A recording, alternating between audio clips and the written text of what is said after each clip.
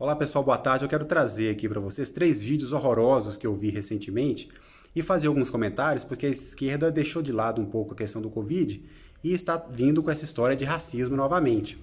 E eles gostam de falar em dívida histórica. Eu queria dizer que a ideia de justiça reparatória da escravidão é uma farsa. Sérgio Danilo Pena, na sua pesquisa Retrato Molecular do Brasil, mostrou que personalidades como Daiane dos Santos e Neguinho da Beija-Flor têm mais ascendência europeia do que negra. Então, quando você olha para a cara de um negro na rua, esse negro é descendente de escravos ou de um senhor de escravos, ou dos dois. A mesma coisa um branco. E vamos lembrar que esses escravos podiam ter escravos, e tinham, até para afirmar sua liberdade. Um dos grandes donos de escravo da época do Império era negro.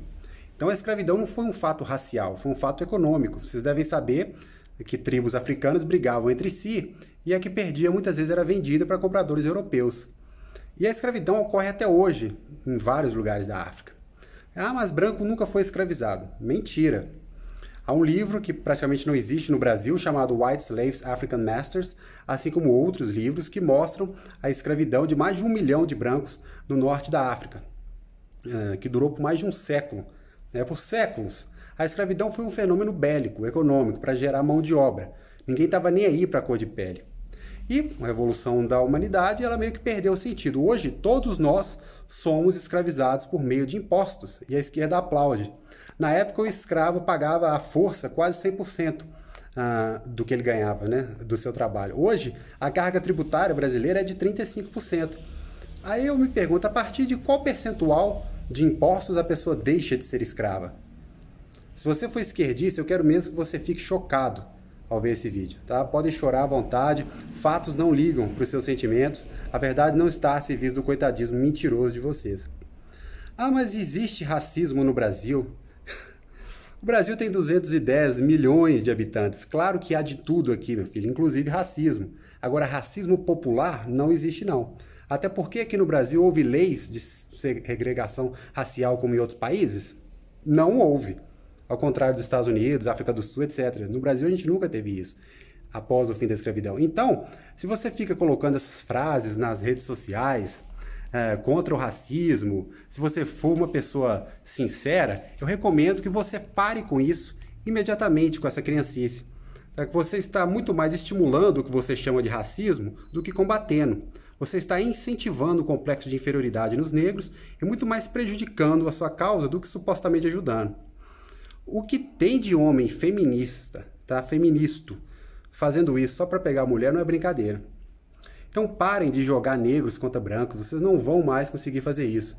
E se você é inscrito aqui nesse canal, não use esse termo patético afrodescendente. Primeiro, segundo o consenso científico, todo Homo sapiens veio da África, então todo mundo seria afrodescendente. E você não fez um mapa genético da pessoa para dizer isso. Então, é negro mesmo, negão, neguinho.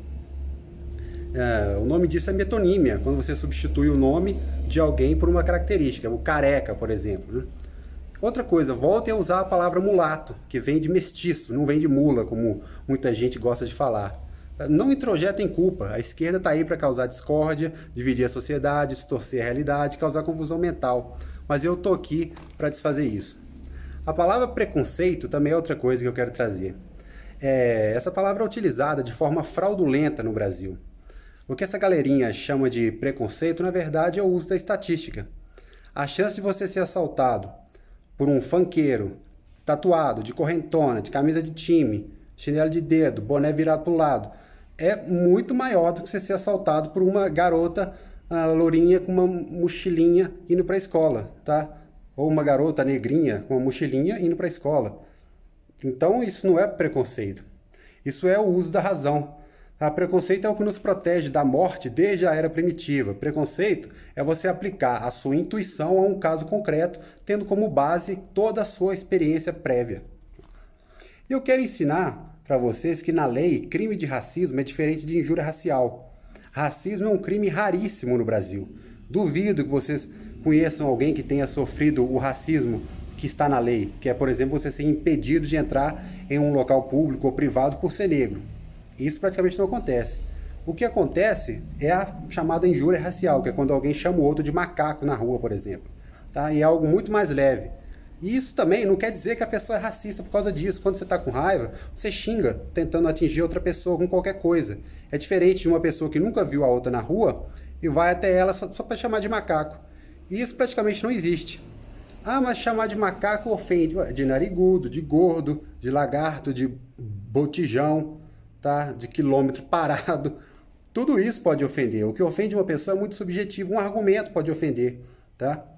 Então inventem apelidos para brancos também. Fiquem à vontade, tá? Assim todo mundo se xinga e todo mundo fica feliz.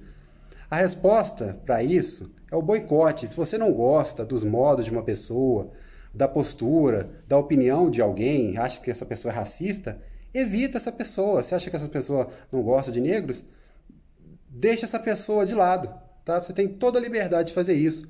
Eu, inclusive, defendo que uma pessoa tenha a liberdade de dizer abertamente que quer contratar um funcionário com tais e tais características. As agências de modelo mesmo são assim. Mas se você colocar a cor envolvida, já gera problema. Outra coisa que eu quero dizer, muita gente anda com camisa escrito 100% negro e tá tudo ok. Agora 100% branco, não, né? Tem grupo aí, raça negra. Agora se for raça branca, a pessoa é considerada skinhead, tá? Tem mestre de capoeira aí que canta música, meu pai é preto, minha mãe é preta. Se você cantar meu pai é branco, minha mãe é branca, você vai ser racista. Tá? Não sei como nunca acusaram o Arnaldo César Coelho de racismo por dizer que a regra é clara, né? Então termos como denegrir, mercado negro, humor negro, já são criticados hoje em dia. Daqui a pouco eles vão ser abolidos. Pessoas já são corrigidas com aquele ar de indignação, razão, cobrança, né? Não é assim que se fala. Já querem te dar lição de moral, se você usar um termo desse, lição de moral furada. Toda a construção histórica da linguagem vai ter que ser reformulada, porque a esquerda assim o quer.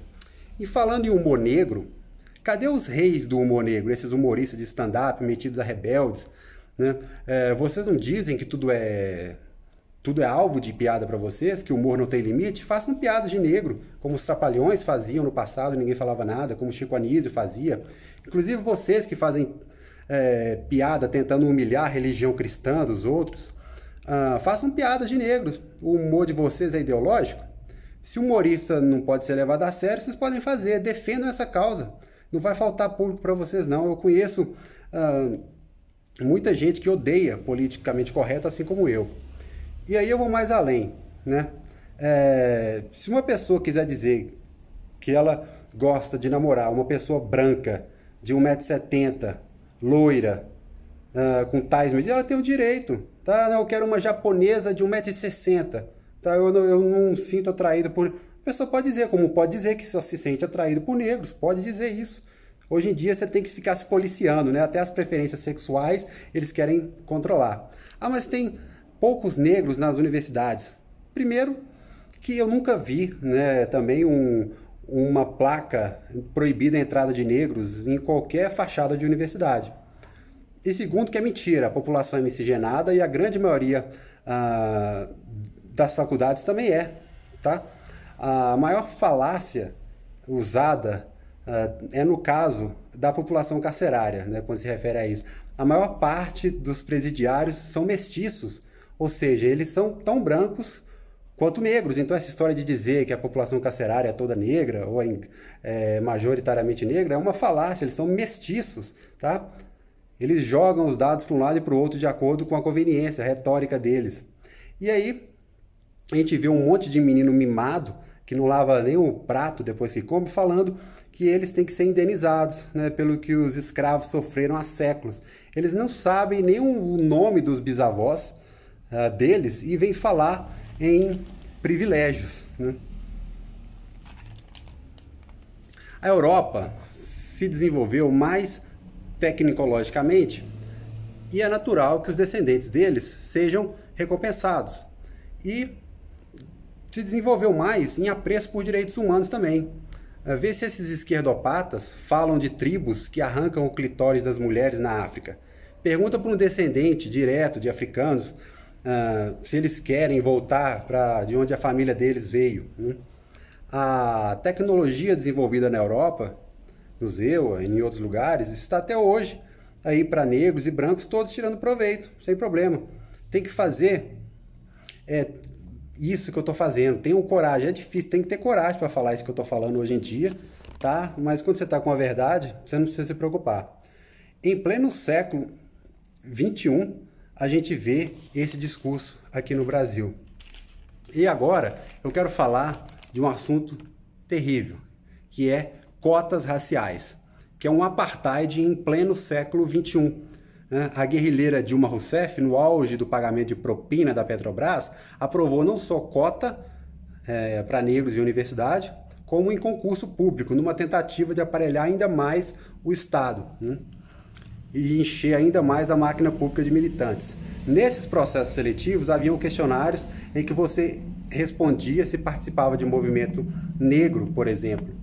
Em concursos públicos, por exemplo, como o da Polícia Federal, se você se autodeclarasse negro, você passava na frente de todos os descendentes, melhores classificados do que você, e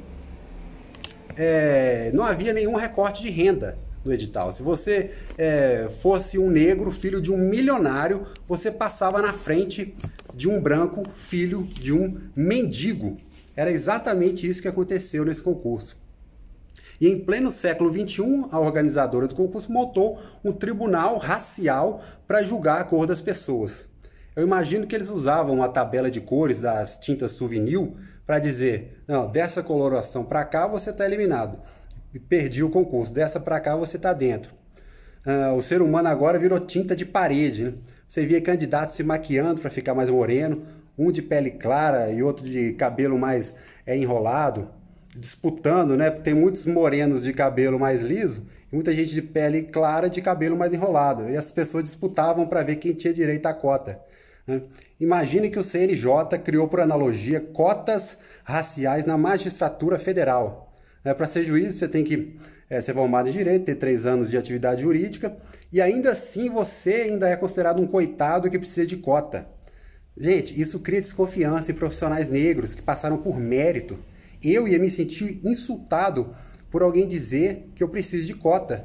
Mas temos que colocar negros nos diversos setores da sociedade. Por que tem que ter negros em diversos setores? Ou tem que ter brancos, ou amarelos, ou japoneses, ou mulheres, ou tem que ter seres humanos em todos os lugares, tá? Se você está tão preocupado com isso, é porque o racista é você. Direitos individuais estão acima de supostos direitos coletivos. Os argumentos contra esse vídeo, tudo que eu disse aqui, são todos apelativos, mentirosos e sentimentais. Muito obrigado.